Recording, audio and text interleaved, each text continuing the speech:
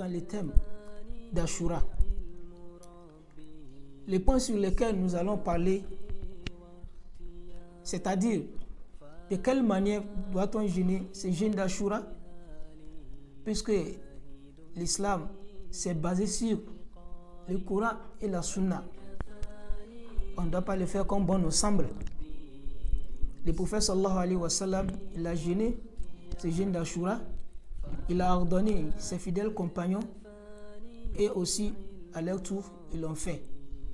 De quelle manière ils l'ont fait?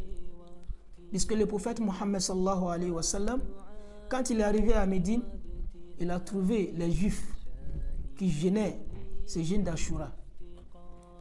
Et il les a demandé, quel est ce jeûne que vous êtes en train de jeûner?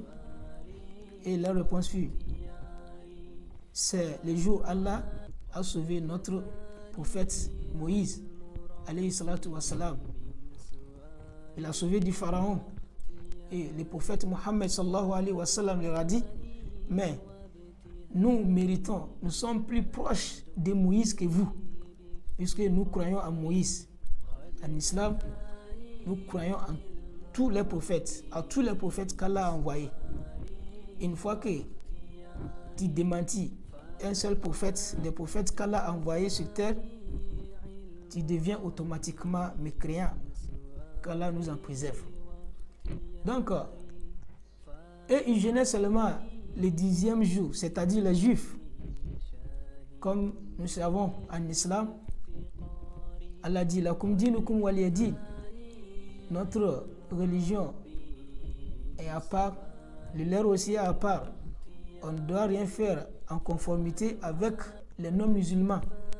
Donc le prophète Mohammed sallallahu alayhi wa sallam, il dit, vous jeûnez le 10e jour, mais nous, Inch'Allah, nous allons jeûner le 10e jour et le 11e.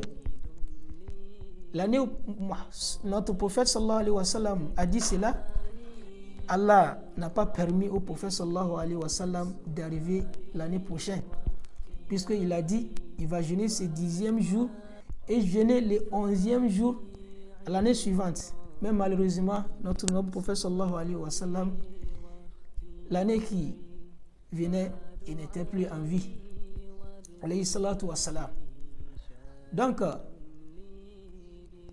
Cheikh Al-Uthaymin, rahmatullahi alayhi, il a dit, il y a 4 manières possibles dans le jeûne d'Ashura. La première manière, c'est-à-dire, il faut jeûner le 9e jour et le 10e jour et le 11e jour.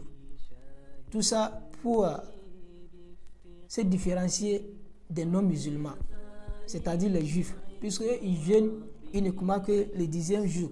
Donc, la première manière, tu jeûnes le 9e jour, tu jeûnes le 10e jour, c'est-à-dire le jour J même ça, le jour d'Ashura, et tu jeûnes aussi le 11e jour. Si tu vois que ça va te paraître difficile, il y a autre manière, c'est-à-dire tu jeûnes le 9e jour et le 10e jour. Si tu ne peux pas aussi, tu peux jeûner uniquement que le 9e jour. C'est ça la dernière manière. Donc on a 3 options. Soit tu jeûnes 3 jours, c'est-à-dire le 9e jour, le 10e jour et le 11e jour. Si ça te paraît difficile, tu jeûnes 2 jours, c'est-à-dire 9e jour et 10e jour. Si ça aussi te paraît difficile, tu jeûnes seulement le 10e jour, puisque Allah la yukallifullahu nafsan illa wus'aha fattaqullaha mastata'tum.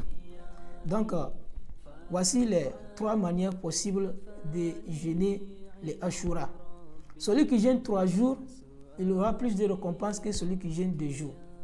Celui qui jeûne 2 jours, il aura plus de récompenses que celui qui jeûne un seul jour.